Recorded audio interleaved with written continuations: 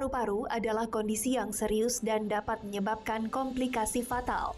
Penyakit ini kerap disebut sebagai penyakit yang diam-diam mematikan dan bisa menyerang siapapun dengan berbagai faktor penyebab. Ketika Anda menderita kanker paru-paru, jelas bahwa Anda akan mengalami kesulitan bernafas karena pembentukan tumor di paru-paru. Meskipun begitu, kanker paru-paru merupakan salah satu jenis kanker yang paling bisa dicegah.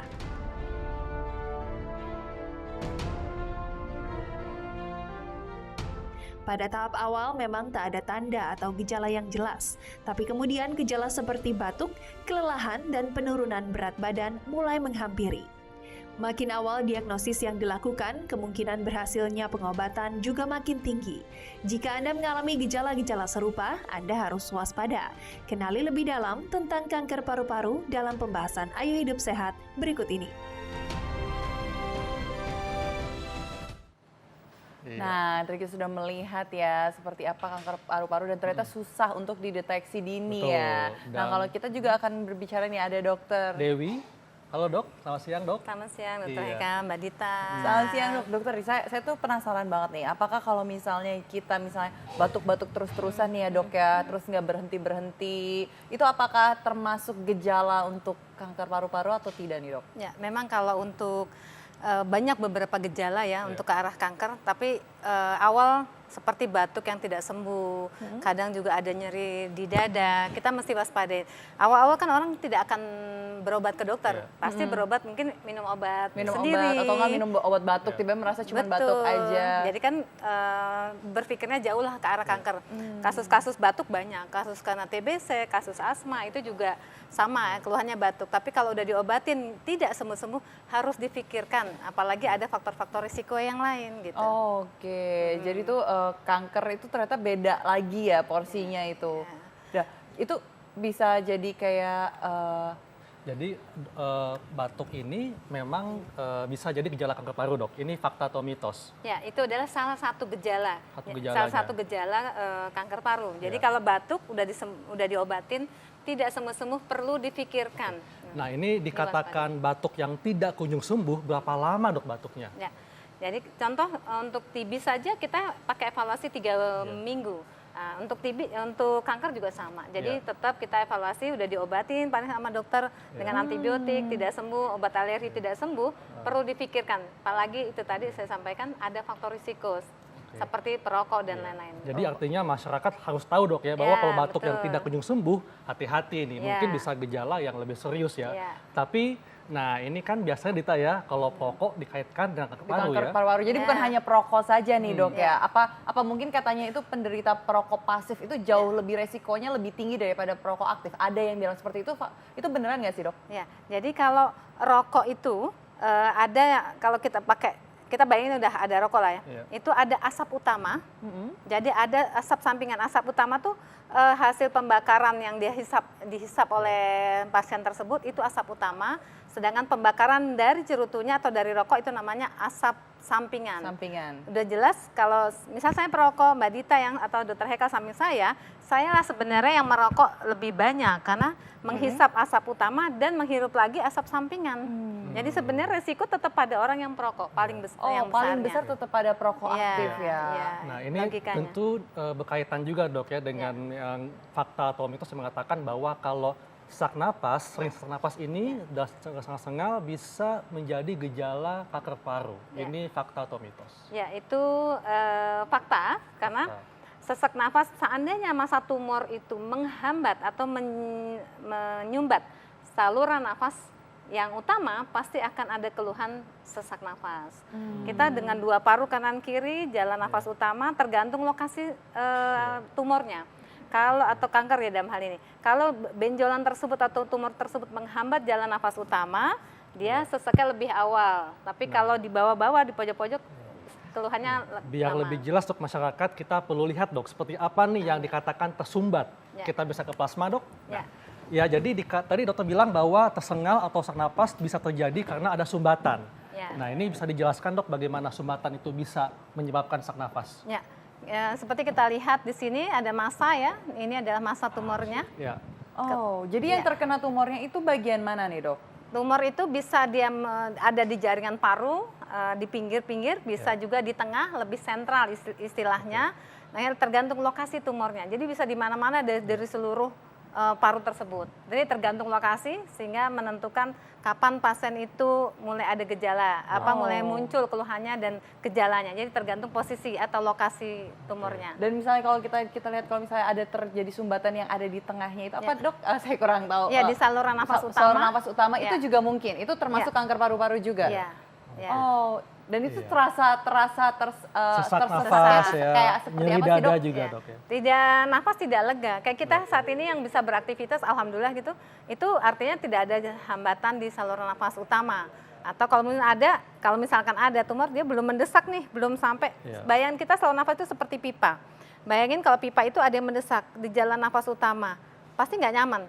Nggak nyaman, berat nafas kita, seperti itu. Itu yang Dok, dirasakan. ini juga perlu tahu untuk masyarakat dok ya, bahwa memang kan tadi kanker paru dikatakan awalnya bisa tidak bergejala, dan ketika ke dokter itu sudah sampai gejala stadium lanjut. Nah ini sebetulnya biasanya kapan nih seseorang bisa terdeteksi bahwa wah ternyata menderita kanker paru? Ya. Kanker paru tuh kalau di kita di Indonesia dalam hal ini screening, medical check up lebih awal, lebih dini itu kayaknya jarang ya. Jarang orang melakukan. Mungkin pada orang beberapa tertentu keterkait mungkin seperti biaya, tapi mesti diwaspadai bila ada batuk yang tidak kunjung sembuh, ada nyeri dada, ada sesak nafas, perlu dipikirkan. Apalagi kalau sudah didapat pengobatan nggak sembuh-sembuh. Jadi perlu dipikirkan. Nah, jadi jangan lupa untuk segera periksakan. Jadi sangat penting untuk melakukan medical check up dok ya, untuk mengetahui apakah sudah ada massa di dalam paru-paru ya. Iya. Jadi kanker paru ini menyerang tidak hanya perokok dok ya, tapi juga mereka yang nggak tahu, yang mungkin nggak merokok, tahu-tahu terkena kanker paru. Ya, tadi kita bilang prokopasif ya. Dan kalau misalnya dok untuk mendeteksi kanker paru sendiri ini, apakah kita dengan melakukan CT scan atau ronsen itu kita juga bisa melihat apakah kita terkena kanker paru atau tidak nih dok? Ya, itu tadi gunanya medical check up ya, untuk screening awal ya, deteksi dini istilahnya buat kita. Ada keluhan sudah diobatin, tidak ada kemajuan atau tidak sembuh, perlu dipikirkan. Jadi nanti ke dokter pasti akan memikirkan sesuatu. Kalau dicuriga ke arah keganasan, ke arah tumor gitu ya, baru mungkin ada pemeriksaan fototoraks. Jadi kan itu pemeriksaan yang cukup ada biayanya juga.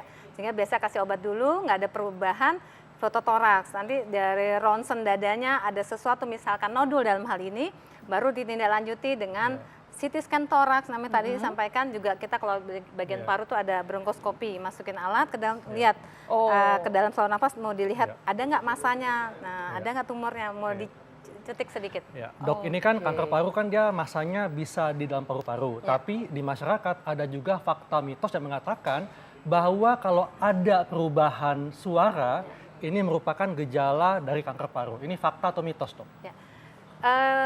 Betul, fakta juga ada, soalnya karena kan suara serak itu adalah sebagai salah satu, termasuk batuk juga adalah salah satu. Jadi memang gejalanya nggak hanya satu batuk saja, tetapi itu tadi ada batuk, ada sesak, nyeri dada, suara serak, berat badan turun.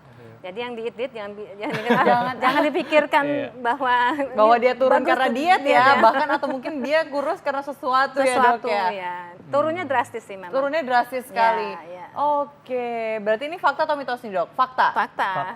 Oke, ternyata ini fakta. Jadi harus hati-hati ya.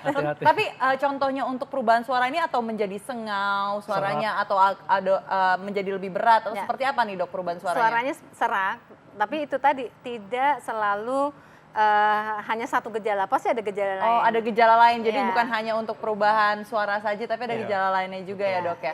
Oke, kalau misalnya nih dok ya, untuk fakta mitos selanjutnya, kalau misalnya tadi tuh ada yang bilang kalau penggunaan bedak tabur nih untuk wanita, ya kan ya, itu dapat memicu kanker paru-paru. Itu fakta atau mitos? Itu mitos ya, karena kan jadi tenang kita ya. Nanti bayi-bayi kan kita semua juga kasihin bedak tuh ya. Iya, nah itu tapi kadang-kadang juga ada yang bilang dok kalau misalnya bayi nih ya, banyak kan ibu-ibu di Indonesia ini yang menggunakan bedak tabur pada bayinya tapi bahkan berlebihan nih dok. Itu ada gitu efeknya ya. itu seperti itu Sampai juga putih bisa semuanya. menyebabkan nggak? Iya, sebenarnya semua tidak boleh berlebihan, betul. Karena kan kita hanya buat agar nyaman buat bayinya juga ya, atau buat kita sendiri yang memakai bedak tabur. Kita kan nggak mungkin pakai bedak tabur masuk dalam, karena di semen juga, yang pabrik semen itu kan juga hati-hati. Resiko para pekerja atau rumah di sekeliling pabrik semen kan juga hati-hati. Itu karena dari bahan bangunan, polusinya. polusi debu dari bahan bangunan, arsenik, semen dan sebagainya. Ya, Dok. Jadi kesimpulan, Dok, bagaimana tips masyarakat supaya tidak terkena kanker paru dan apabila bisa mendeteksi lebih dini kanker paru? Ini apa, Dok, tipsnya? Ya, jadi untuk masyarakat untuk selalu menjaga kesehatan. Jaga kesehatan pastinya makannya 4 sehat 5 sempurna sudah biasa ya, kemudian olahraga tetap untuk jaga. Kemudian kalau misalkan ada keluhan, tetap berobat ke dokter agar bisa diketahui lebih dini lagi. Nah, selain itu tambahan adalah selalu ada medical check up, ada untuk screening atau deteksi dini, jangan untuk melihat secara keseluruhan, bukan hanya kanker paru tetapi untuk seluruhnya. Masalah fungsi ginjal akan bisa tahu, fungsi hati terganggu atau tidak, itu semua gunanya medical check up. Dan tentunya hentikan kebiasaan tidak baik, Dok, ya? Ya, jangan merokok. Tapi susah kayaknya untuk orang Indonesia ini karena kan banyak juga yang merokok. Memang tergantung niat ya. Tergantung niat. Mungkin mengurangi lebih dulu ya. Baik, Dok, terima kasih untuk penjelasannya, sangat manfaat sekali. Dan